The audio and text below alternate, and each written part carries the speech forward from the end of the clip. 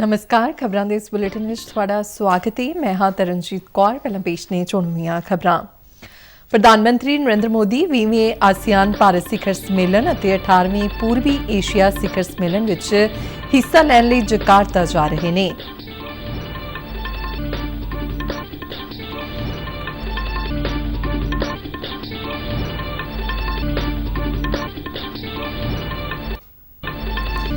विदेश मंत्री एस जयशंकर ने कहा कि विश्व चुनौतियों का टाकरा करने विच G20 शिखर सम्मेलन तो बहुत ज्यादा उम्मीदां।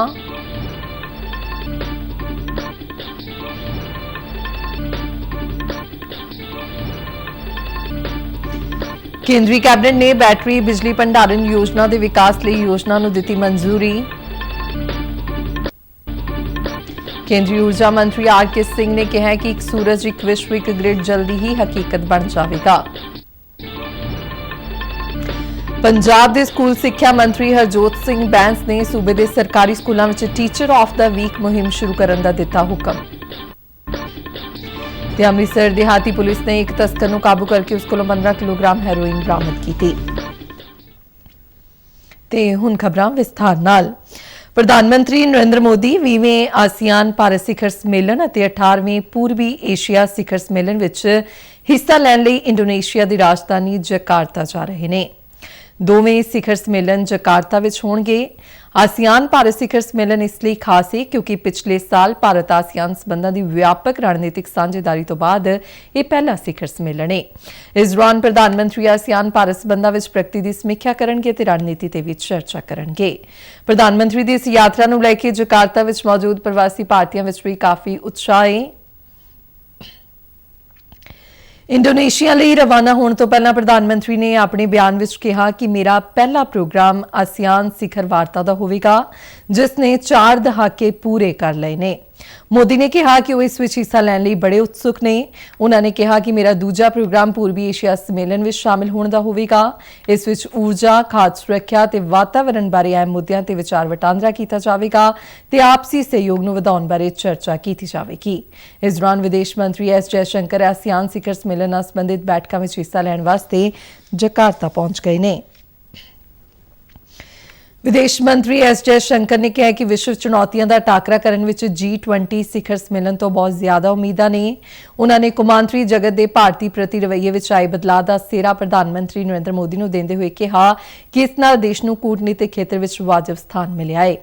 एक समाचार एजेंसी नाल मुलाकात विच विदेश मंत्री ने कहा कि भारत G20 विच ग्लोबल साउथ देशों की आवाज़ बनेगा।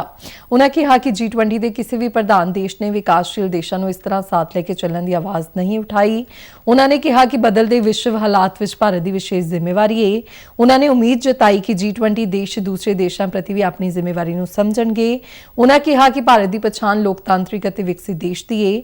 जयशंकर ने कहा कि दुनिया के वख-वख देश भारत दे नाल कई तरह दी कदरां कीमतां नूं साझा करदे ने।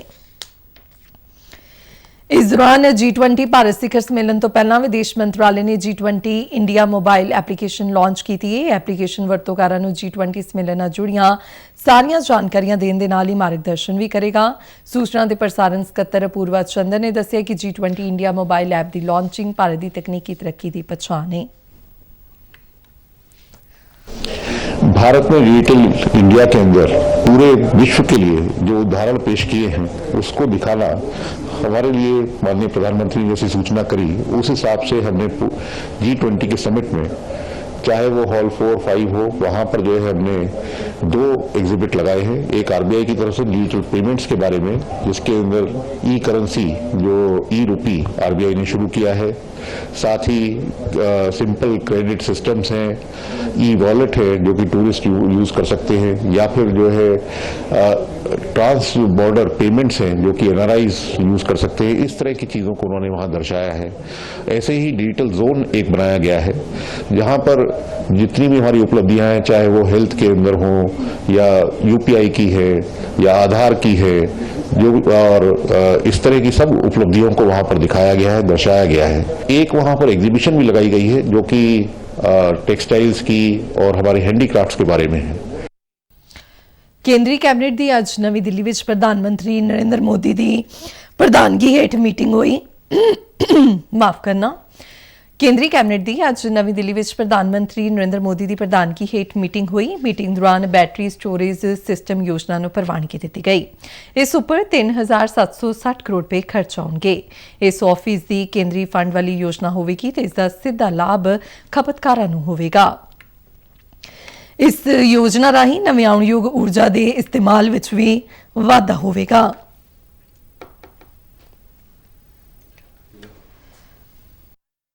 आज जो बड़ा निर्णय उस दिशा में किया गया है,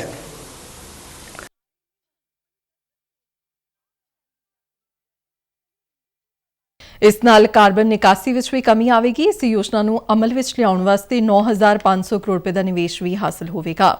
ਕੈਬਨਿਟ ਵਿੱਚ ਲਏ ਗਏ ਫੈਸਲਿਆਂ ਦੀ ਜਾਣਕਾਰੀ ਸੂਚਨਾ ਤੇ ਪ੍ਰਸਾਰਣ ਮੰਤਰੀ ਅਨੁਰਾਗ ਸਿੰਘ ठाकुर ने प्रेस कॉन्फ्रेंस दौरान दी। आज जो बड़ा निर्णय उस दिशा में किया गया है वो बैटरी एनर्जी स्टोरेज सिस्टम की स्थापना के लिए वायबिलिटी गैप फंडिंग की योजना की स्वीकृति की गई है और इसके ऊपर लगभग 3,760 करोड़ रुपए खर्च किए जाएंगे। बैटरी एनर्जी स्टोरेज सिस्टम के ऊपर वायबिलिटी गैप फंडिंग स्कीम को लाकर मैन्युफैक्चरिंग फैसिलिटीज, इसकी क्षमता को बढ़ाने का काम होगा और इसके ऊपर 3,760 करोड़ रुपए खर्च किए जाएंगे। ये 100% सेंट्रल ਦੱਸਿਆ ਕਿ ਹਿਮਾਚਲ ਪ੍ਰਦੇਸ਼ ਅਤੇ ਉੱਤਰਾਖੰਡ ਵਿੱਚ 2017 ਵਿੱਚ ਸਨਅਤੀ ਵਿਕਾਸ ਸਕੀਮ ਲਾਗੂ ਕੀਤੀ ਗਈ, ਜਿਸ ਮਗਰੋਂ ਦੋਵਾਂ ਰਾਜਾਂ ਵਿੱਚ ਸਨਅਤ ਦਾ ਵਿਕਾਸ ਹੋਇਆ। 774 ਯੂਨਿਟ ਰਜਿਸਟਰਡ ਹੋਏ, ਜਿਨ੍ਹਾਂ ਵਿੱਚ 9,000 ਕਰੋੜ ਰੁਪਏ ਦਾ ਨਿਵੇਸ਼ ਹੋਇਆ ਤੇ 49,000 ਤੋਂ ਵੱਧ ਲੋਕਾਂ ਨੂੰ ਰੋਜ਼ਗਾਰ ਮਿਲਿਆ। ਉਨ੍ਹਾਂ ਦੱਸਿਆ ਕਿ ਇਨ੍ਹਾਂ ਸਨਅਤੀ ਅਦਾਰਿਆਂ ਨੂੰ ਸਬਸਿਡੀ ਦੇਣ ਵਾਸਤੇ ਅੱਜ ਕੈਬਨਿਟ ਨੇ 1164 ਕਰੋੜ 53 ਲੱਖ ਰੁਪਏ ਦੀ ਰਕਮ ਨੂੰ ਆਪਣੀ ਮਨਜ਼ੂਰੀ ਦਿੱਤੀ ਹੈ। 1,164.53 crore rupees has been sanctioned for this scheme।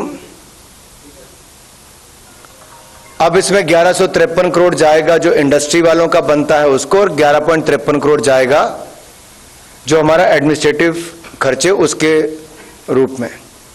ये दो तो मैं दोनों पहाड़ी राज्यों की ओर से माननीय प्रधानमंत्री जी का आभार भी प्रकट करता हूं कि जो इंडस्ट्री यूनिट्स ने वहां पर रोजगार के अवसर दिए, आपने उनको जो कहा था वो उनको सब्सिडी के रूप में उपलब्ध भी करवाया है।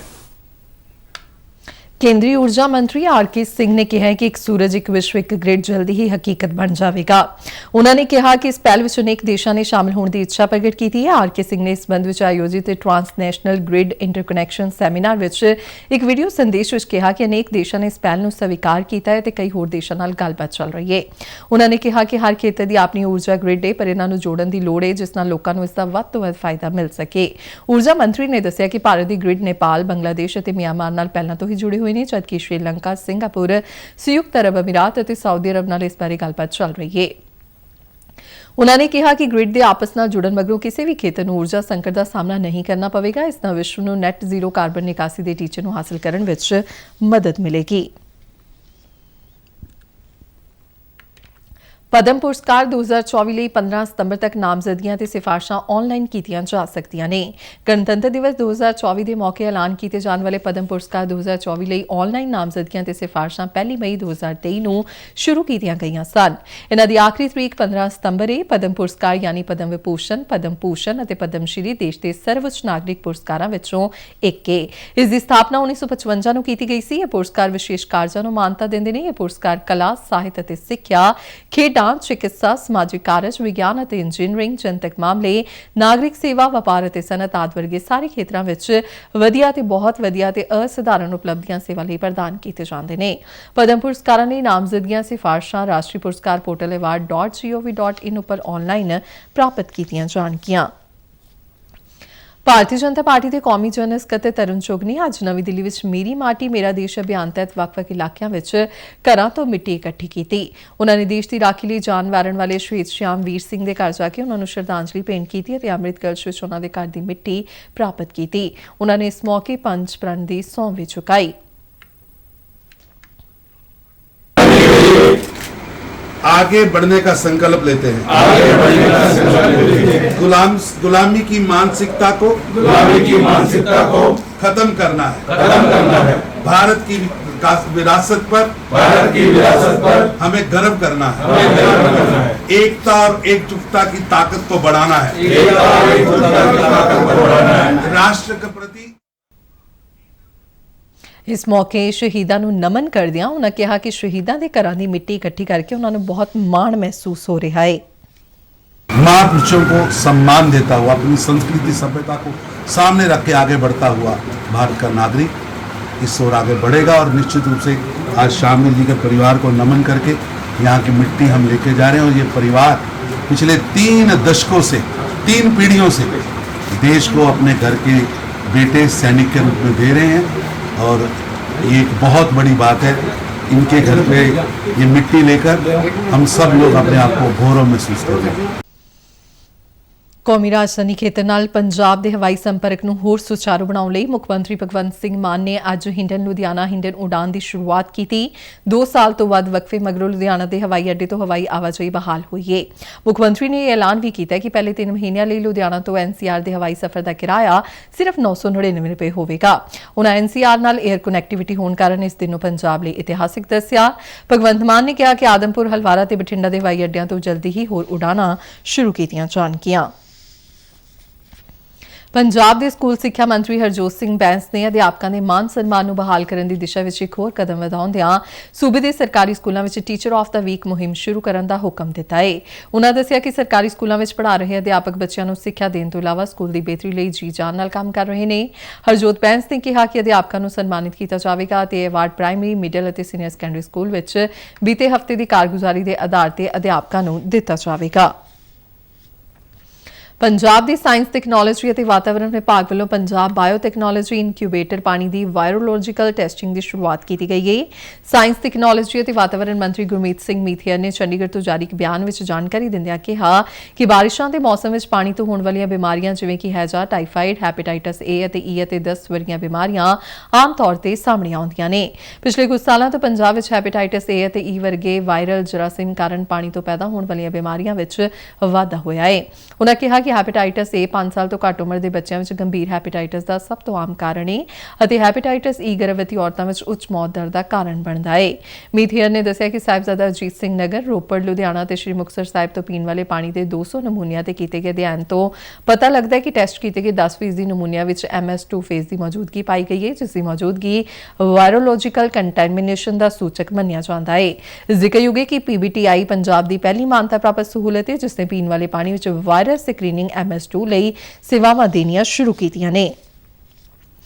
ਆਉਂਦੇ ਸ਼ਨੀਵਾਰ 9 ਸਤੰਬਰ ਨੂੰ ਪੰਜਾਬ ਵਿੱਚ ਵੱਖ-ਵੱਖ ਜ਼ਿਲ੍ਹਿਆਂ ਵਿੱਚ ਨੈਸ਼ਨਲ ਲੋਕ ਅਦਾਲਤ ਦਾ ਆਯੋਜਨ ਕੀਤਾ ਜਾ ਰਿਹਾ ਹੈ। ਇਸ ਦਾ ਮੰਤਵ ਲੋਕਾਂ ਨੂੰ ਫੌਰੀ ਤੇ ਸਸਤਾ ਨਿਆਂ ਪ੍ਰਦਾਨ ਕਰਨਾ ਹੈ। ਇਨ੍ਹਾਂ ਲੋਕ ਅਦਾਲਤਾਂ ਵਿੱਚ ਮਾਮਲਿਆਂ ਨੂੰ ਆਪਸੀ ਸਹਿਮਤੀ ਨਾਲ ਹੱਲ ਕੀਤਾ ਜਾਂਦਾ ਹੈ। ਇਸ ਸੰਬੰਧੀ ਜ਼ਿਲ੍ਹਾ ਤੇ ਸੈਸ਼ਨ ਜੱਜ ਤੇ ਚੇਅਰਮੈਨ ਜ਼ਿਲ੍ਹਾ ਕਾਨੂੰਨੀ ਸੇਵਾਵਾਂ ਅਥਾਰਟੀ ਫਰੀਦਕੋਟ ਦੀ ਜਸਟਿਸ ਨਵਜੋਤ ਕੌਰ ਨੇ ਲੋਕਾਂ ਨੂੰ ਅਪੀਲ ਕੀਤੀ ਕਿ ਉਹ ਆਪਣੇ ਮੁਕੱਦਮੇ ਲੋਕ ਅਦਾਲਤ ਵਿੱਚ ਰੱਖਣ। ਇਸ ਲੋਕ ਅਦਾਲਤ ਦੇ ਵਿੱਚ ਮੈਂ ਸਾਰਿਆਂ ਨੂੰ ਦੱਸਣਾ ਚਾਹੁੰਦੀ ਹਾਂ ਕਿ ਕਿਸ ਤਰੀਕੇ ਦੇ ਕੇਸਿਸ ਟੇਕ ਅਪ ਕੀਤੇ ਜਾਣਗੇ, ਜੋ ਕਿ ਦੀਵਾਨੀ ਕੇਸ, ਰਾਜ਼ੀਨਾਮਾ ਹੋਣ ਯੋਗ ਫੌਜਦਾਰੀ ਕੇਸ, ਪਰਿਵਾਰਕ ਝਗੜੇ, 138 ਨੈਗੋਸ਼ੀਏਬਲ ਇੰਸਟਰੂਮੈਂਟਸ ਐਕਟ ਜਿਨ੍ਹਾਂ ਨੂੰ ਕਿ ਚੈੱਕ ਬਾਉਂਸਿੰਗ ਕੇਸਿਸ ਵੀ ਕਿਹਾ ਜਾਂਦਾ ਹੈ, ਹੋਰ ਛੋਟੇ-ਮੋਟੇ ਜੁਰਮ, ਟ੍ਰੈਫਿਕ ਚਲਾਨ ਆਦਿ ਤਰ੍ਹਾਂ ਦੇ ਕੇਸਿਸ ਨੈਸ਼ਨਲ ਲੋਕ ਅਦਾਲਤ ਵਿੱਚ ਟੇਕ ਅਪ ਕੀਤੇ ਜਾਣਗੇ। ਪੰਜਾਬ ਵਿੱਚ ਪਰਾਲੀ ਦੇ ਯੋਗ ਨਿਪਟਾਰੇ ਲਈ ਸਰਫੇਸ ਸੀਡਰ ਤੇ ਸਬਸਿਡੀ ਹਾਸਲ ਕਰਨ ਲਈ ਕਿਸਾਨ 10 ਸਤੰਬਰ ਤੱਕ ਆਨਲਾਈਨ ਮਿਹਨਤ ਪੱਤਰ ਦਾਖਲ ਕਰ ਸਕਦੇ ਨੇ।